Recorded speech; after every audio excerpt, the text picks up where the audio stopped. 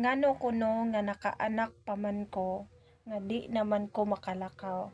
Mao ni giingon nga dili gyud nato hukman ang usa ka sitwasyon sa tao. Ang Dios ra gyud nasayod sa tanan. Siya ra gyud nakabalo sa tanang dagan panghitabo sa atong kinabuhi. Bisan og para nato manggod imposible, pero para sa iha posible naa gyud nay mga pamaagi. Sa akong sitwasyon bisag kinsa makaingon nga ngano nakaanak pa ko nga dili naman ko kalakaw. Kato nga time wala koy exercise, dili ko makabarog kay naa ra gyud ko permis balay ato kay di lagi ko kalakaw, pero wala koy biri-biri. Pag buros na ko wa koy biri-biri, pag anak nako wa gihapon koy biri-biri unya.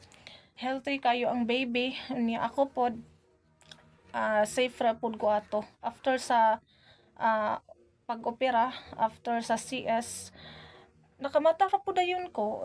Lahi ra man gud gyud kung hugot gyud atong pagtuo sa Ginoo kay wa tay gikahadlokan ba nga ready bitaw ta, andam bitaw ta bisag unsay mahitabo kay siya ra man gyud ang nasayod sa tanan. Kung mao gyud na ang pamaagi nga iya natang kuhaon, well atong dawaton, di ba?